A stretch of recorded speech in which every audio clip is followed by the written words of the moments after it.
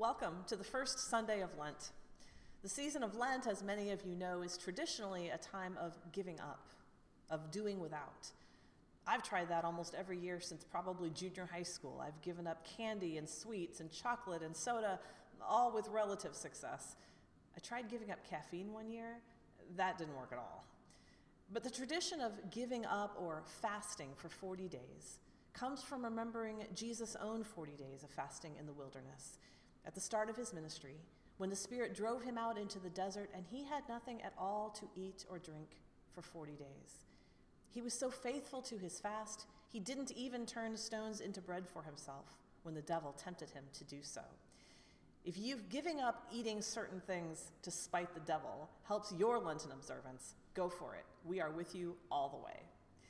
But this year, as a congregation, we're going to do a Lenten study around eating and enjoying meals, based on stories from the Gospel of Luke, where Jesus spends a lot of time at the table with people. Lots of people, different people, eating and enjoying food. We'll talk about the great banquet, about the dinner party at Mary and Martha's, and of course, about the Last Supper. And we'll look at ways in which hospitality and invitation provide a framework for our Lenten journey. The gospel lessons will be paired with novels and films that may be familiar to you, or perhaps you'll want them to be. The series is entitled Spoiler Alert, because the sermons will provide clues to the partner stories. The series is also called Spoiler Alert, because that was altogether too clever a title not to use for a Lenten journey that culminates in the celebration of Easter Sunday, the unbelievable plot twist surprise ending, but I'm not giving that away today. You're just going to have to join us on Easter to find out what happens. Today's food and faith story from the Bible takes place on the northern shores of the Galilee in a little town called Bethsaida. You can find it in your pew Bibles, page 65. We're reading from Luke chapter 9, verses 10 through 17. Jesus and his 12 disciples have been walking all over the region of the Galilee, preaching and teaching, healing, casting out demons, attracting a lot of attention, and gathering quite a crowd as they went. A big crowd, actually. People who follow Jesus everywhere. In fact, there are a number of occasions in Luke when Jesus goes looking for a little quiet time, leaving the crowds behind or sending them home so he can be by himself for a while. But sometimes, as in today's story, his attempts to get a little me time are interrupted by people who hear that the miracle worker is in town. Again, I'll be reading from Luke chapter 9, beginning with verse 10. Jesus took the apostles with him and withdrew privately to a city called Bethsaida. When the crowds found out about it, they followed him, and he welcomed them and spoke to them about the kingdom of God and healed those who needed to be cured.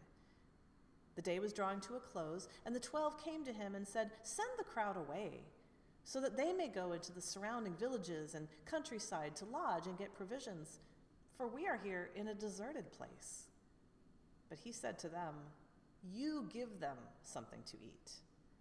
They said, "We have no more than 5 loaves and 2 fish, unless we are to go and buy food for all these people." For there were about 5,000 men. And he said to his disciples, "Make them sit down in groups of about 50 each." They did so, and made them all sit down. And taking the 5 loaves and the 2 fish, he looked up to heaven, and blessed them, and broke them, and gave them to the disciples to set before the crowd. And all ate and were filled. What was left over was gathered up, 12 baskets of broken pieces. Nourishing words for hungry souls. Thanks be to God. Well, the use of numbers in this story is interesting to me. Did you notice 5 loaves, 2 fish, 5,000 men, 12 baskets left over? There are, as you might imagine, all kinds of articles and essays out there purporting to understand the symbolism behind all those numbers. I don't know if they mean anything at all, other than to know that 5,000 people is a really lot of people. And it may have been even more. When Matthew tells the story, he specifies that the number 5,000 refers only to the men. It doesn't include the women and children. So if we say, for the sake of argument, that there were 5,000 men and maybe 2,000 women and children, That's 7,000 people. That's about how many people fill the Grossinger Arena. I can imagine looking out over a crowd of 5,000 people and seeing all their faces blur together. But Jesus had a different plan. He told his disciples to go out into the crowd and have the people sit down in smaller groups of about 50. Now 50, that's the size of a small church or a couple of third grade classes on a field trip. 50 is about how many people gather for Wednesdays at Wesley every week for supper before heading off to choir practice or Bible study or even movie night. You can see 50 people. You can recognize their faces and call them by name. You could probably even call their children's names. Ask how they're doing. 50 people is a small enough group to care about each other, to notice if somebody is missing or if somebody's going hungry. Which is how some people think that the miracle of the 5,000 took place. The crowd of thousands, anonymous strangers from dozens of villages, became hundreds of little circles of extended family members, neighbors, co-workers, parents of their kids' friends, people they knew and had compassion for, people they didn't want to see go hungry, people they were willing to share with. And slowly, as the little groups turned toward each other and people began to talk to each other rather than jockeying for the best position next to the teacher, they discovered, or maybe they just decided, that the secret stash of food they had hidden in their own purse or pocket, packed in advance for themselves and their own kids, was really enough to share. And that if everybody did that, there would be plenty to go around and more. And so some say that the miracle of the feeding that day was simply that the prayer of Jesus over 5 loaves and 2 fish, that prayer that every single person on the hillside would know the generous, self-giving love of God, that prayer somehow miraculously changed hearts, which changed attitudes, which changed 5 loaves and 2 fish into a feast for thousands. Now, is that really what happened? We don't know. None of us was there. But if it did happen that way, it wouldn't bother me. The multiplication of compassion and generosity is to me every bit as much a miracle as the multiplication of the fish and the loaves. And I have definitely seen compassion and generosity of a good meal bringing about a nearly miraculous transformation in people who had initially come to the table with skepticism, suspicion, and serious reservations. Our spoiler alert story this week is Babette's Feast, a delightful short story by Isaac Denison, first published in 1958.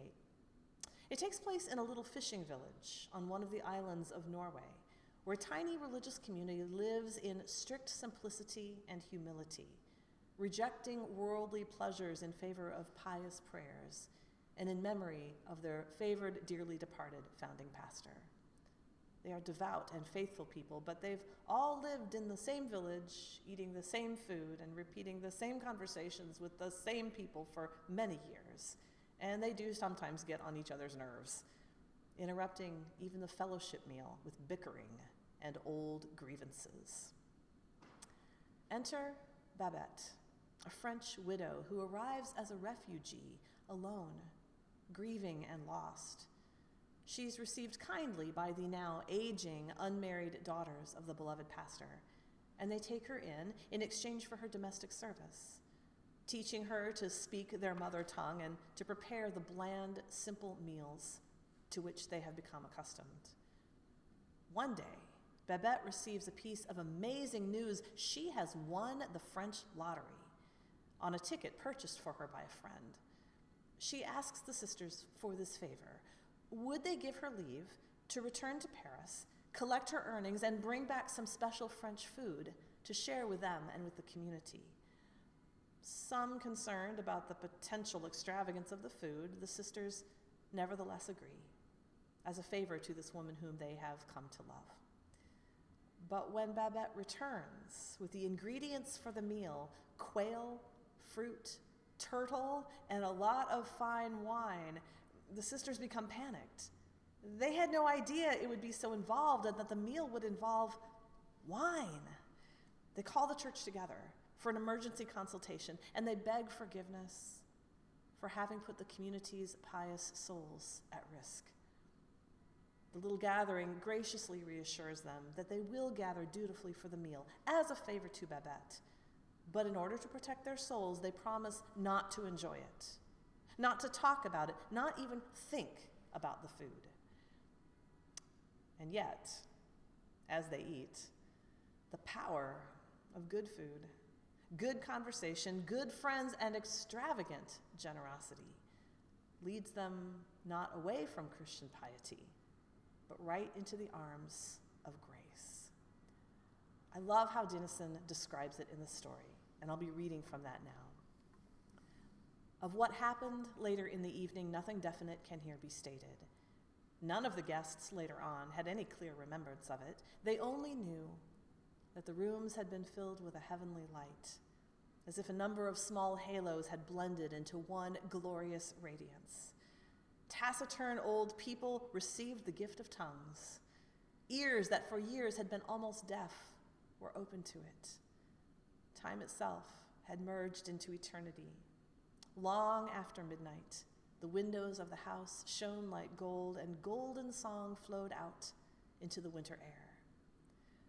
The two old women who had once slandered each other now in their hearts went back a long way, past the evil period in which they'd been stuck, to those early days of their girlhood when together they had been preparing for confirmation and hand in hand had filled the roads around Berlevag with singing. A brother in the congregation gave another a knock in the ribs like a rough caress between boys and cried out, "You cheated me on that timber, you old scoundrel." The brother thus addressed almost collapsed in a heavenly burst of laughter, but tears ran from his eyes. "Yes, I did so, beloved brother," he answered. "I did so." Skipper Halverson and Madame Opegarden suddenly found themselves close together in a corner and gave one another that long, long kiss for which the secret, uncertain love affair of their youth had never left them time. The old dean's flock were humble people. When later in life they thought of this evening, it never occurred to any of them that they might have been exalted by their own merit. They just realized that infinite grace had been allotted to them, and they did not even wonder at the fact, for it had been but the fulfillment of an ever-present hope.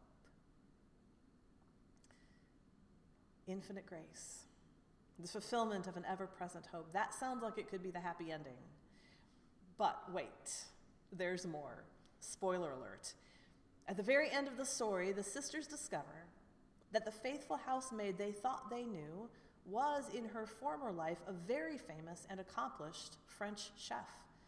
The amazing dinner they have just enjoyed was one of her specialties back in Paris, and it cost Babette her entire winnings. All her wealth poured into a meal that they had almost rejected.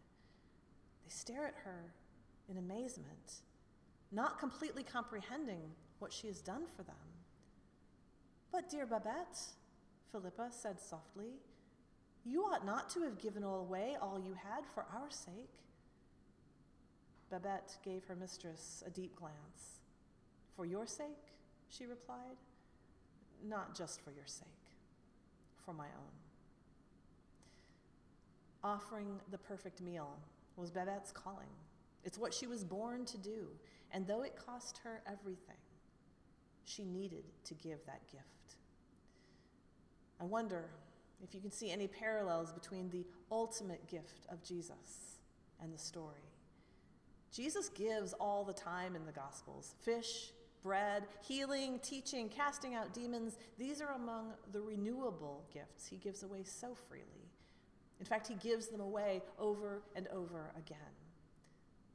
But the gift he can only give once, the gift of his very life, was what he was really born to do. It was his calling, and it cost him everything. And yet he offers it, once and for all, to any who will receive. Some are determined not to receive it, not to accept it, not to enjoy it. Others receive hesitatingly, imagining they can take up just a small piece, a tiny sip, to be polite, but not willing to be truly transformed. It's up to each of us whether or how we will accept the gift. But as we prepare our hearts for the Lord's table this morning, remember that the gift of his life, poured out completely for us, completely spent, thoroughly depleted, entirely sacrificed so that we might be filled, transformed, and have enough to share with others, that's what this meal symbolizes. He gave it all for the sake of imperfect, quarrelsome, short-sighted people like ourselves, and all for love. The bread is good. The juice is sweet, but this grace is amazing. And it's okay to enjoy it, even during Lent.